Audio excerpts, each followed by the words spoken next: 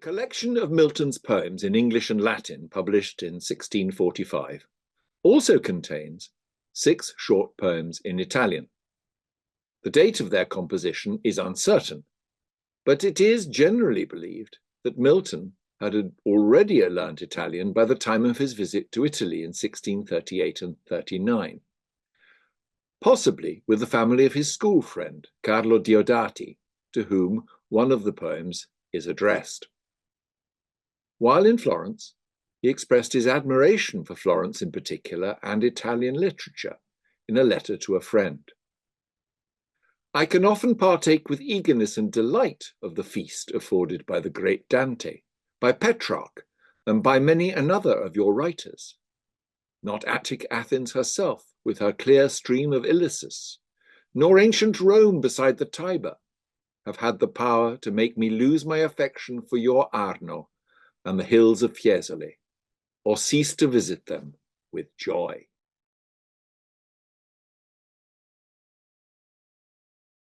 Donna leggiadra, il cui bel nome onora l'erbosa Val di Reno e il nobil varco, ben è colui d'ogni valore scarco, qual tuo spirto gentil non innamora, che dolcemente mostrasi di fuora, dei suoi atti soavi già mai parco, e i don che son d'amor saette d'arco, la don dell'alta tua virtù s'infiora.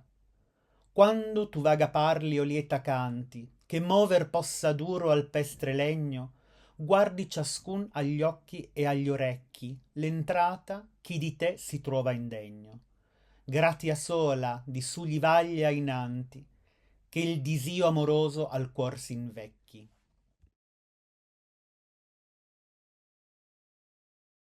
Quale in colle aspro, all'imbrunir di sera, l'avezza giovinetta pastorella va bagnando l'erbetta strana e bella, che mal si spande a disusata spera, fuor di sua natia alma primavera. Così amor meco in sulla lingua snella desta il fior novo di strania favella, mentre io di te vezzosamente altera canto dal mio buon popol non inteso, e il bel Tamigi cangio col bell'arno. Amor lo volse, ed io all'altrui peso seppi ch'amor cosa mai volse indarno. Te fossi il mio cor lento e il duro seno a chi pianta dal ciel sì buon terreno.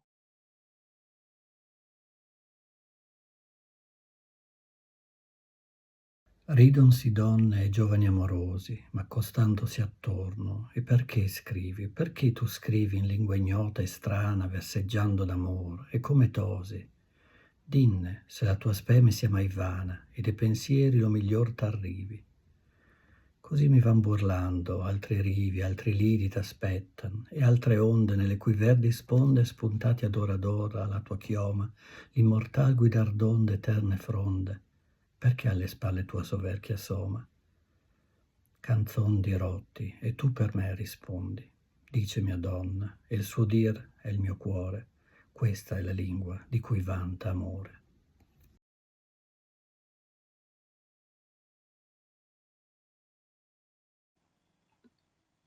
Diodati, e tel dirò con maraviglia quel ritroso io ch'amor spregiar solea, e de suoi lacci spesso mi ridea, già caddi ov'uom da ben talor s'impiglia. Né trecce d'oro né guancia vermiglia m'abbaglian sì, ma sotto nuova idea pellegrina bellezza che il cuor bea, portamenti alti onesti e nelle ciglia quel sereno fulgor d'amabil nero, parole adorne di lingua più d'una, e il cantar che di mezzo le mi spero traviar ben può la faticosa luna, e degli occhi suoi avventa sì gran fuoco che l'incerar gli orecchi mi fia poco.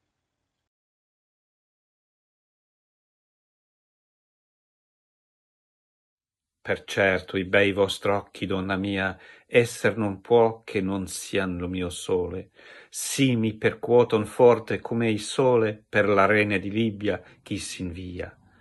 Mentre un caldo vapor ne sentì pria, da quel lato si spinge ove mi duole, che forse amanti nelle lor parole chiaman sospir. Io non so che si sia, parte rinchiusa, e turbida si cela, scossomi il petto, e poi n'uscendo poco, quivi da torno, o s'agaccia o s'ingela. Ma quanto agli occhi giunge a trovar loco, tutte le notti a me suol far piovose, finché mia alba rivien colma di rose.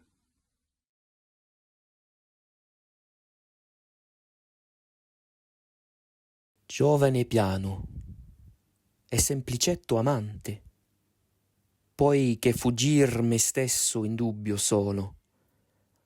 Madonna, a voi del mio cuor l'umil dono farò divoto. Io certo e prove tante l'ebbi fedele, intrepido, costante, di pensieri leggiadro, accorto e buono. Quando rugge il gran mondo e scocca il tuono, s'arma di sé ed intero diamante, tanto del forse ed invidia sicuro, di timori e speranze il popoluse, quanto d'ingegno ed alto valor vago, e di cetra sonora e delle muse. Sol troverete in tal parte mendurro, ove amor mise l'insanibil lago.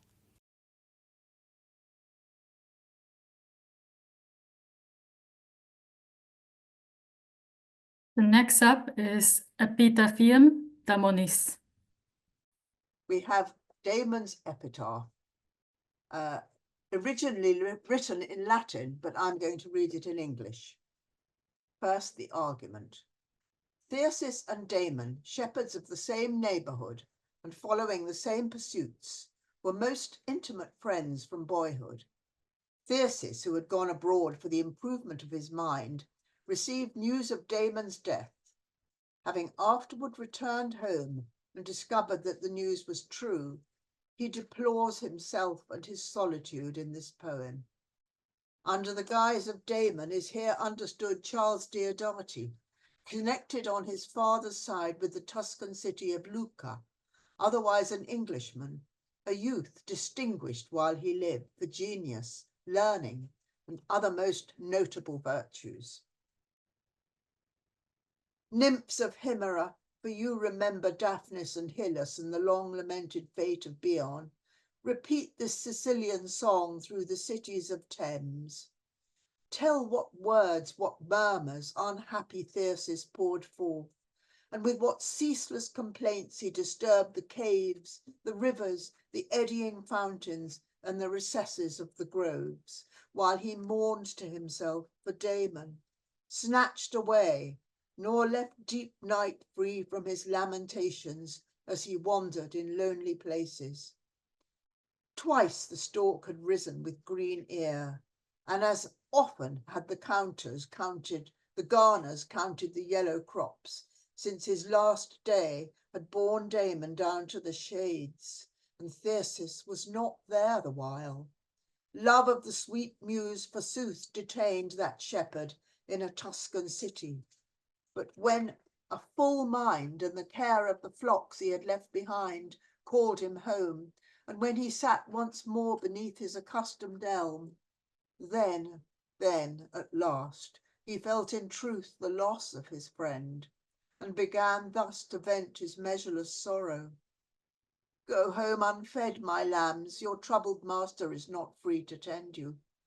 Ah me, what deity shall I name in earth or heaven, now that they have torn you away, Damon, by inexorable death?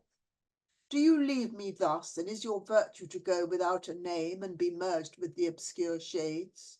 But nay, let him who with his golden wand marshals the soul will it otherwise, and may he lead you into a company that is worthy of you, and keep far off the whole base herd of the silent dead. Go home unfed, my lambs. Your troubled master is not free to tend you. Be sure, whatever comes, unless the wolf shall first see me, you shall not moulder in the tomb unwept. Your honour shall endure and long flourish among shepherds. To you next after Daphnis shall they rejoice to fulfil their vows, and next after Daphnis of you to speak their praises, so long as Pales, so long as Faunus love the fields, if it aught avails to have cherished the ancient faith and piety and the Palladian arts, and to have had a musical compere. Go home, unfed, my lambs. Your troubled master is not free to tend you. These rewards for you remain uncertain, Damon. They shall be yours. But what will become of me? What faithful friend will stay close by my side, as you were wont to do in bitter cold, through places rough with frost, or under the fierce sun with grasses dying from drought? Whether the task were to go within spear's throw of great lions, or to frighten the ravenous wolves from the high sheepfolds, who will now lull my day to rest with talk and song? Go home, unfed, my lambs. Your troubled master is not free to tend you. To whom may I entrust my heart? Who will teach me to assuage my gnawing cares and to cheat the long night with pleasant conversation, when the mellow pears hiss before the cheery fire, nuts crackle on the hearth, and outside the stormy south wind is throwing all in confusion and comes roaring through the elms? Go home, unfed, my lambs. Your troubled master is not free to tend you. Or in summer, when the day turns on mid-axle, when Pan takes his sleep hidden in the oak shade, and the nymphs return to their wonted seats beneath the waters, when shepherds lie concealed and the husbandman snores beneath the hedge, who will then bring back to me your blandishments, your laughter, Cecropian wit, culture, and charm? Go home, unfed, my lambs. Your troubled master is not free to tend you. Now I wander in the fields alone, alone through the pastures. Wherever the shady branches grow thick in the valleys, there I await the evening, while overhead rain and the southeast winds sadly moan, and the twilight of the forest is broken with gleams of light. Go home, unfed, my lambs. Your troubled master is not free to tend you. Alas, how my fields once tilled are overgrown with trailing weeds, and even the tall corn droops with blight. The cluster of grapes withered, unwedded to the stalk. The myrtle groves please me not. I am weary too of my sheep, but even they are sad and turn their faces to their master. Go home, unfed, my lambs. Your troubled master is not free to tend you.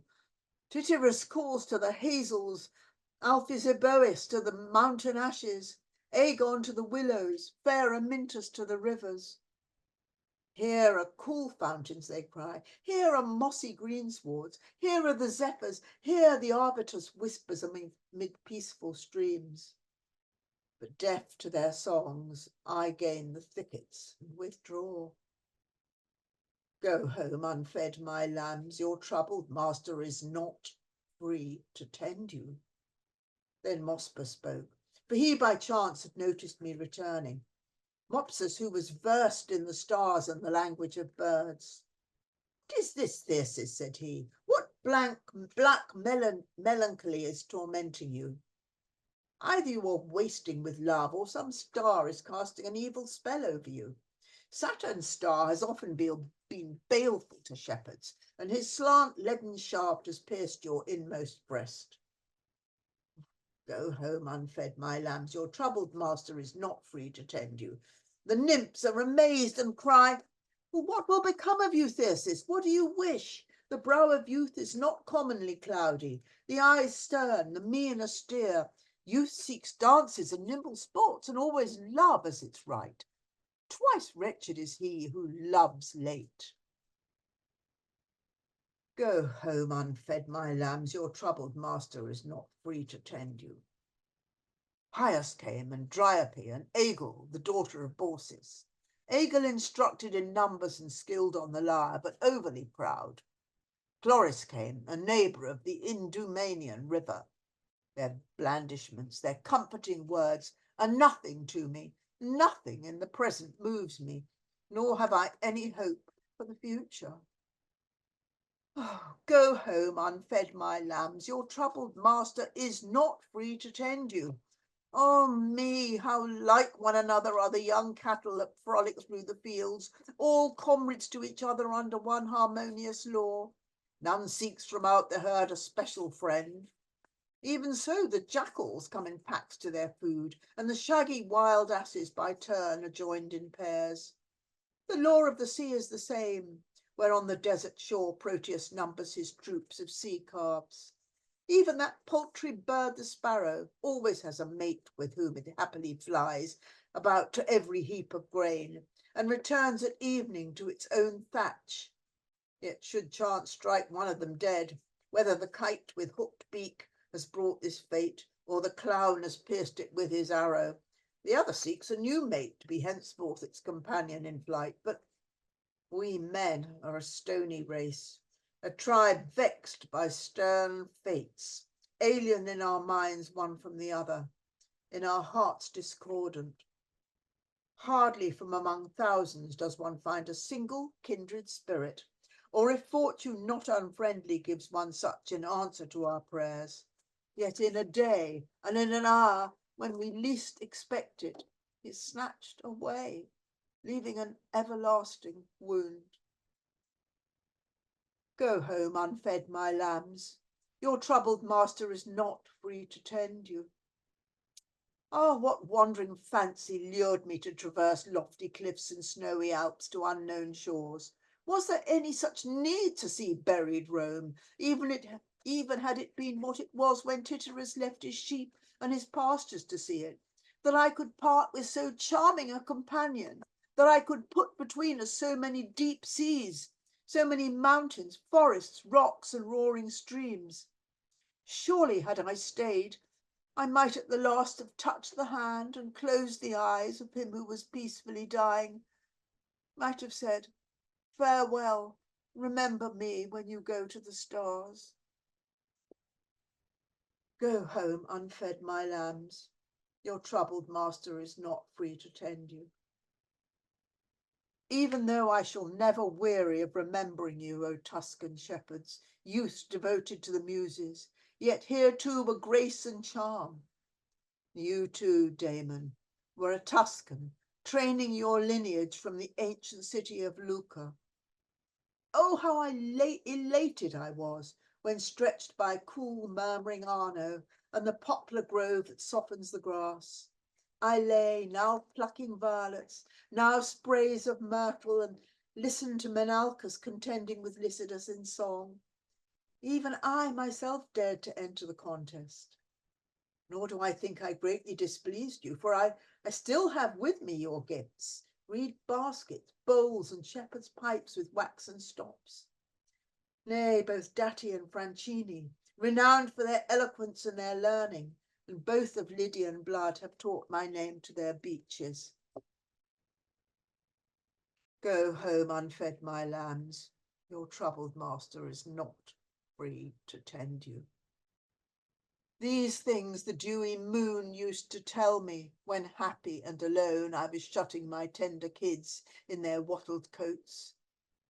Oh, how often have I said, when already you were but dark ashes, now Damon is singing or stretching nets for the hair, now he is plaiting osiers for his various uses. What I then with easy mind hoped for the future, with the wish I was lightly seized and fancied present. Say, good friend, are you free? If nothing prevents us, let us go and lie down a while in the murmuring shade, by the waters of Cone or the feeds of Cassivellaunus. You shall tell me of your healing herbs and juices, hellebore, the lowly crocus, the leaves of a hyacinth, whatever plants the marshes yield, and tell me of the physician's art. Ah, perish the herbs and the simplex, perish the physician's art, since they have profited their master nothing. And I, for I know not what my pipe was grandly sounding, It is now 11 nights and a day. And then perhaps I put my lips to new pipes, but they burst asunder, broken at the fastening, and could no more bear the deep tones. I hesitate too, lest I seem conceited, yet I will tell the tale. Give place then, O forests. Go home, unfed, my lambs. Your troubled master is not free to tend you. I would tell of Dardanian ships along the Rutupian Sea, and of the ancient realm of Imogen, Pandarus' daughter, and of the leaders Brennus and Arviragus, and of old Belinus, and of colonists in Armorica under British laws. Then I would tell of Igraine, pregnant with Arthur by a fatal fraud, of the seeming face and counterfeit arms of Gorlois, Merlin's artifice.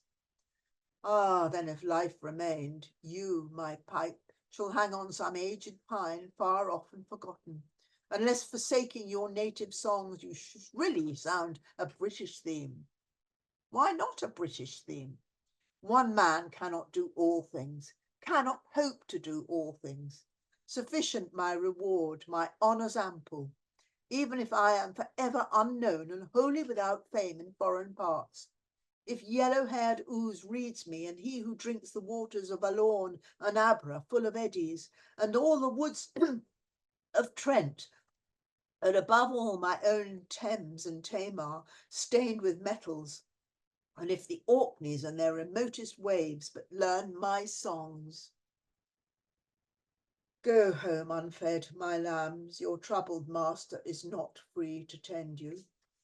These things I was keeping for you under the tough bark of the laurel, these and more besides.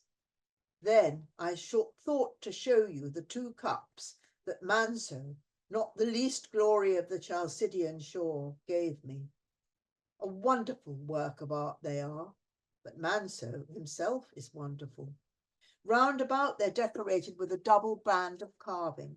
In the middle arc are the waters of the Red Sea and the odoriferous spring, and the far-off coasts of Arabia, and the trees dropping balsam amidst these the phoenix, divine bird, alone of its kind on earth, gleaming blue, with wings of many colours, watches aurora rise over the glassy waves.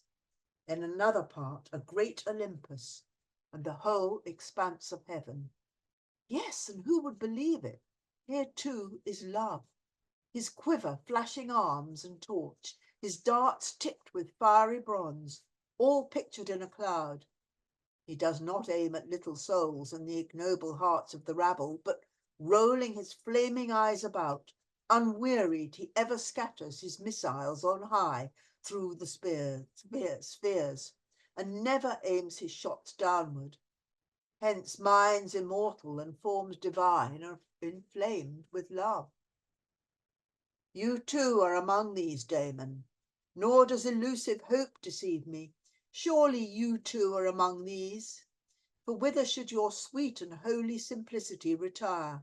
Whither your spotless virtue? It is wrong to seek you in Lethe and Orcus. Tears become you not, and I shall weep no more. Away then, tears. Damon dwells in the purity of heaven, for he himself is pure. He has thrust back the rainbow with his foot, and among the souls of heroes and the everlasting gods, he quaffs the heavenly waters and drinks of joy with his sacred lips. But now that the rights of heaven are yours, stand by my side and gently befriend me. Whatever be now your name, whether you would still be our Damon, or whether you prefer to be called Diodati, by which divine name all the dwellers in heaven will know you. But in the forests you will still be called Damon, because a rosy blush and a youth without stain were dear to you, because you never tasted the pleasure of marriage. Lo, for you are reserved a virgin's honours. Your noble head bound with a glittering wreath, in your hands the glad branches of the leafy palm, you shall forever act and act again the immortal nuptials, where song and the lyre, mingled with the blessed dances, wax rapturous, and the joyous rebels rage, under the thyrsus of Zion. Next we have Sonnet 8. Sonnet 8. Captain or colonel or knight in arms, whose chance on these defenceless doors may cease, if ever deed of honour did thee please, guard them, and him within protect from harms. He can requite thee, for he knows the charms that call fame on such gentle acts as these, and he can spread thy name over lands and seas, whatever clime the sun's bright circle warms. Lift not thy spear against the muse's bow, the great Epitaphium conqueror bid spare. The house of Pindarus, where temple and tower went to the ground, and the repeated air of sad Electra's poet had the power to save the Athenian walls from ruin bare. Next we have Sonnet 9. To a virtuous young lady. Lady that in the prime of earliest youth wisely hath shunned the Broadway and the green, and with those few art eminently seen that labour up the hill of heavenly truth, the better part with Mary and with Ruth chosen thou hast. And they that overween and at thy growing virtues fret their spleen, no anger find in thee, but pity and ruth. Thy care is fixed, and zealously attends to fill thy odorous lamp with deeds of light and hope that reaps not shame. Therefore, be sure thou, when the bridegroom with his feastful friends passes to bliss at the mid-hour of night, hast gained thy entrance, virgin, wise, and pure. Next up, we have divorce tracts. Doctrine and Discipline of Divorce, Book 1, the Preface. Many men, whether it be their fate or fond opinion, easily persuade themselves, if God would but be pleased a while to withdraw his just punishments from us, and to restrain what power either the devil or any earthly enemy hath to work us woe, that then man's nature would find immediate rest and releasement from all evils. But verily, they who think so, if they be such as have a mind large enough to take into their thoughts a general survey of human things, would soon prove themselves in that opinion far deceived.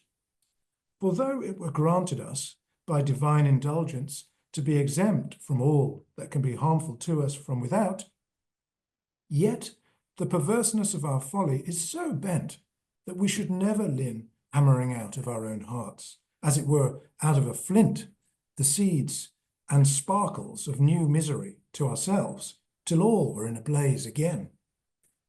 And no marvel if out of our own hearts, for they are evil, but even out of those things which God meant us, either for a principal good or a pure contentment, we are still hatching and contriving upon ourselves matter of continual sorrow and perplexity. What greater good to man than that revealed rule, whereby God vouchsafes to show us how he would be worshipped? And yet that not rightly understood became the cause that once a famous man in Israel could not but oblige his conscience to be the sacrificer, or if not the jailer, of his innocent and only daughter. And was the cause ofttimes that armies of valiant men have given up their throats to a heathenish enemy on the Sabbath day, fondly thinking their defensive resistance to be as then a work unlawful? What thing more instituted to the solace and delight of man than marriage? And yet the misinterpreting of some scripture directed mainly against the abusers of the law for divorce given by Moses hath changed the blessing of matrimony not seldom into a familiar and co-inhabiting mischief, at least into a drooping and disconsolate household captivity, without refuge or redemption. So ungoverned and so wild a race doth superstition run us from one extreme of abused liberty into the other of unmerciful restraint. For although God, in the first ordaining of marriage, taught us to what end he did it, in words expressly implying the apt and cheerful conversation of man with woman, to comfort and refresh him against the evil of solitary life, not mentioning the purpose of generation till afterwards, as being but a secondary end in dignity, though not in necessity. Yet now, if any two be but once handed in the church, and have tasted in any sort the nuptial bed, let them find themselves never so mistaken in their dispositions, through any error, concealment, or misadventure, that through their different tempers, thoughts, and constitutions, they can neither be to one another a remedy against loneliness, nor live in any union or contentment all their days. Yet they shall, so they be but found suitably weaponed to the least possibility of sensual enjoyment, be made, spite of antipathy to fadge together, and combine as they may to their unspeakable wearisomeness and despair of all sociable delight in the ordinance which God established to that very end. What a calamity is this! And as the wise man, if he were alive, would sigh out in his own phrase, what a sore evil is this under the sun!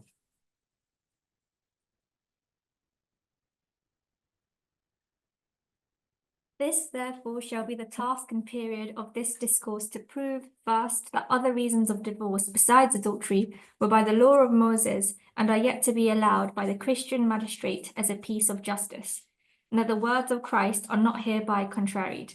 Next, that to prohibit absolutely any divorce whatsoever except those which Moses accepted is against the reason of law, as in due place I shall shew out of Phagius with many additions. He therefore, who by adventuring shall be so happy as with success to light the way of such an expedient liberty and truth as this, shall restore the much wronged and over-sorrowed state of matrimony, not only to those merciful and life-giving remedies of Moses, but, as much as may be, to that serene and blissful condition it was in at the beginning, and shall deserve of all apprehensive men, considering the troubles and distempers which, for want of this insight, have been so oft in kingdoms, in states and families, shall deserve to be reckoned among the public benefactors of civil and humane life, above the inventors of wine and oil, for this is a far dearer, far nobler, and more desirable cherishing to man's life, unworthily exposed to sadness and mistake, which he shall vindicate. Not that license and levity and unconsented breach of faith should herein be countenanced, but that some conscionable and tender pity might be had of those who have unwarily, in a thing they never practised before, made themselves the bondmen of a luckless and hapless matrimony, in which argument be whose courage can serve him to give the first onset must look for two several oppositions, the one from those who, having sworn themselves to long custom and the letter of the text, were not out of the road, the other from whose gross and vulgar apprehensions conceit but low of matrimonial purposes, and in the work of male and female think they all have. Nevertheless, it shall be here sought by due ways to be made appear, that those words of God in the institution promising a meet help against loneliness, and those words of Christ, that his yoke is easy and his burden light, were not spoken in vain. For if the knot of marriage may in no case be dissolved but for adultery, all the burdens and services of the law are not so intolerable. This only is desired of them who are minded to judge hardly of thus maintaining, that they would be still and hear all out, nor think it equal to answer deliberate reason with sudden heat and noise, remembering this, that many truths now of reverend esteem and credit had their birth and beginning once from singular and private thoughts, while the most of men were otherwise possessed, and had the fate at first to be generally exploded and exclaimed on by many violent opposers. Yet I may err perhaps in soothing myself that this present truth revived will deserve on all hands to be not sinisterly received, in that it undertakes the cure of an inverted disease crept into the best part of humane society. human society, and to do this with no smarting corrosive, but with a smooth and pleasing lesson, which received us hath no virtue, the virtue to soften and dispel rooted and knotty sorrows, and without enchantment, if that be feared or spelled, us hath regard us at once both to serious pity and upright honesty, that tends to be redeeming and restoring of none but such as there are the object of compassion, having in an ill hour hampered themselves to the utter dispatch of all their most beloved comforts and repose for this life's term.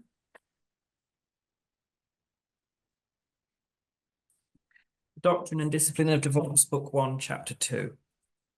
The first reason of this law grounded on the prime reason of matrimony, that no covenant whatsoever obliges against the main end both of itself and of the parties covenanting.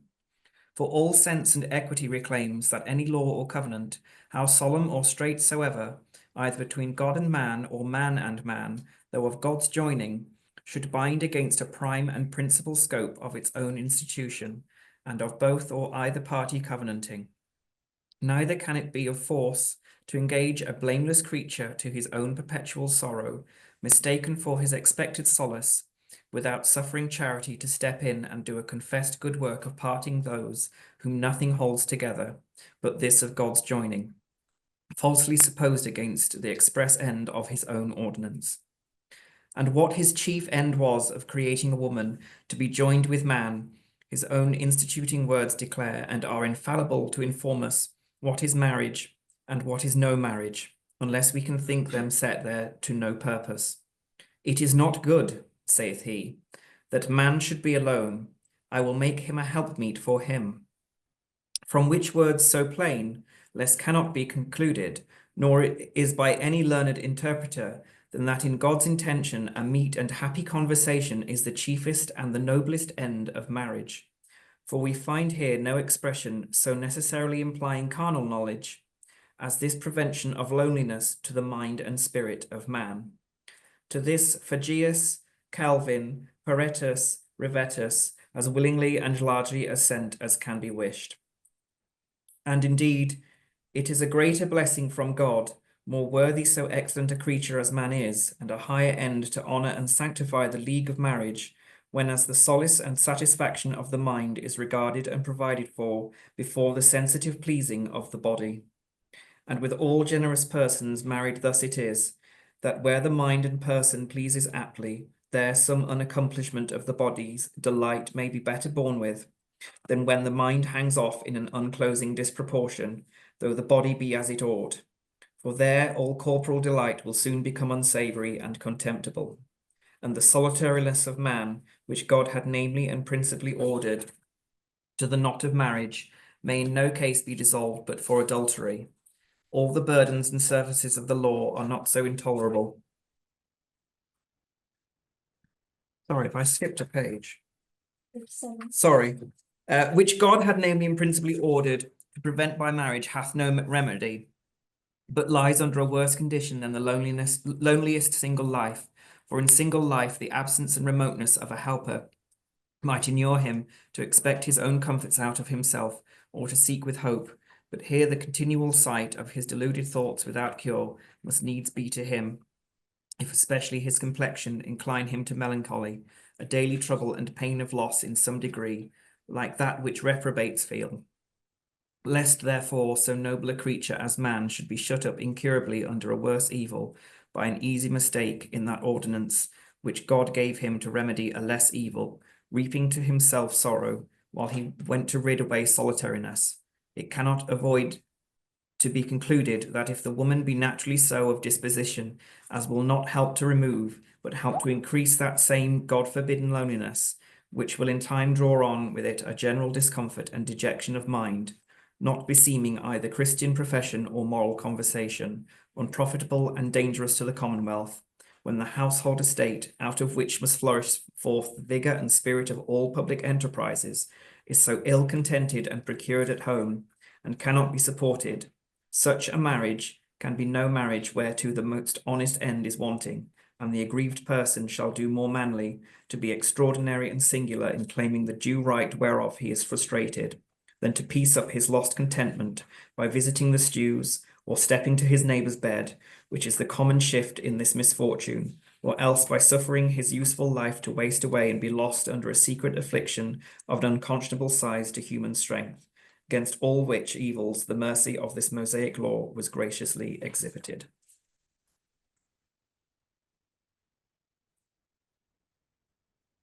Chapter 3. How vain therefore it is, and how preposterous in the canon law to have made such careful provision against the impediment of carnal performance, and to have had no care about the unconversing inability of mind, so defective to the purest and most sacred end of matrimony, and that the vessel of voluptuous enjoyment must be made good to him that has taken it upon trust without any caution, when as the mind from thence must flow the acts of peace and love, a far more precious mixture than the quintessence of an excrement, though it be found never so deficient and unable to perform the best duty of marriage in a cheerful and agreeable conversation, shall be thought good enough, however flat and melancholious it be, and must serve, though to the eternal disturbance and languishing of him that complains him. Yet wisdom and charity, weighing God's own institution, would think that the pining of a sad spirit, wedded to loneliness, should deserve to be freed, as well as the impatience of a sensual desire, so providently relieved. 'Tis read to us in the liturgy that we must not marry to satisfy the fleshly appetite, like brute beasts that have no understanding. But the canon so runs, as if it dreamt of no other matter than such an appetite to be satisfied.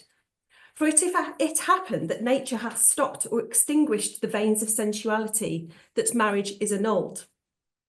But though all the faculties of the understanding and conversing part after trial appear to be so ill, and so adversely met through nature's unalterable working, as that neither peace nor any sociable contentment can follow, 'tis as nothing, the contract shall stand as firm as ever, betide what will. What is this but secretly to instruct us, that however many grave reasons are pretended to the married life, yet that nothing indeed is thought worth regard therein, but the prescribed satisfaction of an irrational heat, which cannot be but ignominious to the state of marriage, dishonourable to the undervalued soul of a man, and even to Christian doctrine itself. While it seems more moved at the disappointing of an impetuous nerve than at the ingenious grievance of a mind unreasonably yoked, and to place more of marriage in the channel of concupiscence than in the pure influence of peace and love, whereof the soul's lawful contentment is the only fountain. But some are ready to object that the disposition ought seriously to be considered before. But let them know again that for all the wariness can be used, it may yet befall a discreet man to be mistaken in his choice. And we have plenty of examples. The soberest and best governed men are at least practised in these affairs.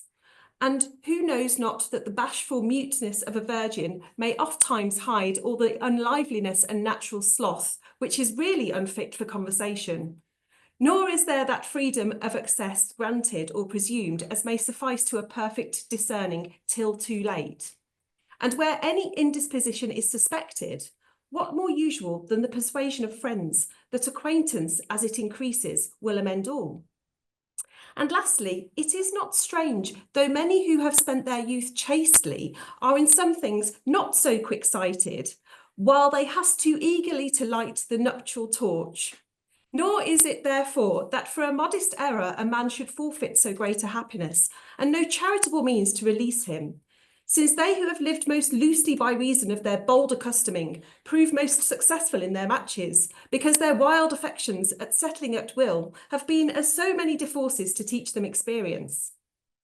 When as the sober man, honouring the appearance of modesty and hoping well of every social virtue under that veil, may easily chance to meet, if not with a body impenetrable, yet often with a mind to all other due conversation inaccessible, and to all the more estimable and superior purposes of matrimony useless and almost liveless. And what a solace, what a fit help such a consort would be through the whole life of man is less pain to conjecture than to have experience.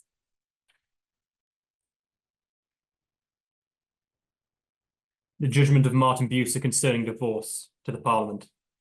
I would ask now the foremost of my profound accusers whether they dare affirm that to be licentious, new and dangerous, which Martin Bucer so often and so urgently avouched to be most lawful, most necessary, and most Christian, without the least blemish to his good name, among all the worthy men of that age, and since, who testify so highly of him. If they dare, they must then set up an arrogance of their own against all those churches and saints who honoured him without this exception. If they dare not, how can they now make that licentious doctrine in another, which was never blamed or confuted in Bucer or in Phagius? The truth is, there will be due to them for this, their unadvised rashness, the best donative that can be given them. I mean, a round reproof. Now that where they thought to be most magisterial, they have displayed their own want, both of reading and of judgment. There to be as great, as ample, and as eminent in the fair progress of your noble designs as the full and goodly stature of truth and excellence itself, as unlimited by the petty precedents and copies as your unquestionable calling from heaven gives ye power to be. What are all our public immunities and privileges worth? And how shall it be judged that we fight for them with minds worthy to enjoy them, if we suffer ourselves in the meanwhile not to understand the most important freedom that God and nature hath given us in the family, which no wise nation ever wanted, till the popery and superstition of some former ages attempted to remove and alter divine and prudent laws for human and most imprudent canons, whereby good men in the best portion of their lives, in that ordinance of God, which entitles them from the beginning to most just and requisite contentments, are compelled to civil indignities, which by the law of Moses bad men were not compelled to. Be not bound about and straitened in the spacious wisdom of your free spirits, by the scanty and inadequate and inconsistent principles of such as condemn others for adhering to traditions and are themselves the prostrate worshippers of custom, and of such tradition as they can deduce from no antiquity, but from the rudest and thickest barbarism of anti-Christian times. But why do I anticipate the more acceptable and prevailing voice of learned Bucer himself, the pastor of nations? And oh, that I could set him living before ye in that doctoral chair, where once the learnedest of England thought it no disparagement to sit at his feet. He would be such a pilot and such a father to ye, as you would soon find the difference of his hand and skill upon the helm of reformation. Nor do I forget that faithful associate of his labours, Paulus Phagius. For these their great names and merits, however precious soever, God hath now joined with me necessarily, in the good or evil report of this doctrine which I leave with you. It was written to a religious king of this land, written earnestly as a main matter, wherein this kingdom needed a reform, should be purposed to be the kingdom of Christ. Written by him, who for any since the days of Luther merits to be counted the apostle of our church, whose unwearied pains and watching of our sakes, as they spent him quickly here among us, so did they, during the shortness of his life, incredibly promote the gospel throughout this realm. The authority, the learning, the godliness of this man, consulted with, is able to outbalance all that the lightness of a vulgar opposition can give to counterpoise. I leave him also as my complete surety and testimonial, if truth be not the best witness to itself, that what I formerly presented to your reading on this subject was good and just and honest, not licentious. Now that I have now more confidence by the addition of these great authors to my party, for what I wrote was not my opinion, but my knowledge, even then, when I could trace no footstep in the way I went, nor that I think to win upon your apprehension with numbers and with names, rather than with reasons. Yet certainly the worst of my detractors will not accept against so good a bail of my integrity and judgment as now appears for me.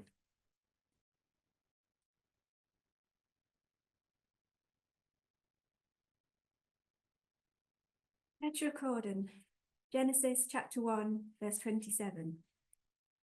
So God created man in his own image. In the image of God created he him. Male and female created he them. To be informed aright in the whole history of marriage, that we may know for certain, not by a forced yoke, but by an impartial definition, what marriage is and what is not marriage, it will undoubtedly be safest, fairest, and most with our obedience to inquire, as our Saviour's direction is, how it was in the beginning. and that we begin so high as man created after God's own image, there want not earnest causes. For nothing nowadays is more degenerately forgotten than the true dignity of man, almost in every respect, but especially in this prime institution of matrimony, wherein his native preeminence ought most to shine. Although if we consider that just and natural privileges men neither can rightly seek nor dare fully claim unless they be allied to inward goodness and steadfast knowledge, and that the want of this quells them to a servile sense of their own conscious unworthiness, it may save the wondering why in this age many are so opposite both to human and to Christian liberty, either while they understand not or envy others that do, contenting or rather priding themselves in a specious humility and strictness bred out of low ignorance that never yet conceived the freedom of the gospel, and is therefore by the apostle of the Colossians ranked with no better company than will worship and the mere show of wisdom. And how injurious herein they are, if not to themselves, yet to their neighbours, and not to them only, but to the all-wise and bounteous grace offered us in our redemption, will orderly appear. In the image of God created he him. It is enough determined that this image of God, wherein man was created, is meant wisdom, purity, justice, and rule over all creatures, all which, being lost in Adam, was recovered with gain by the merits of Christ. For albeit our first parent had lordship over sea and land and air, yet there was a law without him, as a guard set over him. But Christ, having cancelled the handwriting of ordinances which was against us, Colossians 2:14, and interpreted the fulfilling of all through charity, hath in that respect set us over law in the free custody of his love, and left us victorious under the guidance of his living spirit, not under the dead letter, to follow that which most edifies, most aids, and furthers a religious life, makes us holiest and likest to his immortal image, not that which makes us most comfortable and captive to civil and subordinate precepts, whereof the strictest observance may ofttimes prove the destruction not only of many innocent persons and families, but of whole nations. Although indeed no ordinance, human or from heaven, can bind against the good of man, so that to keep them strictly against that end is all one with to break them. Men of most renowned virtue have sometimes by transgressing most truly kept the law. The wisest magistrates have permitted and dispensed it, while they looked not peevishly at the letter, but with a greater spirit at the good of mankind, if always not written in the characters of law, yet engraven in the heart of man by a divine impression. This heathens could see, as the well-read in story can recount of Solon and Epaminondas, whom Cicero in his first book of Invention nobly defends. All law, saith he, we ought to refer to the common good, and interpret by that, not by the scroll of letters. No man observes law for law's sake, but for the good of them for whom it was made. The rest might serve well to lecture these times, deluded through belly doctrines into a devout slavery. The scripture also affords us David in the showbread, Hezekiah in the Passover, sound and safe transgressors of the literal command, which also dispensed not seldom with itself, and taught us on what just occasions to do so, until our Saviour, for whom that great and godlike work was reserved, redeemed us to a state above prescriptions by dissolving whole law into charity. And have we not the soul to understand this? And must we, against this glory of God's transcendent love towards us, be still the servants of a literal indictment?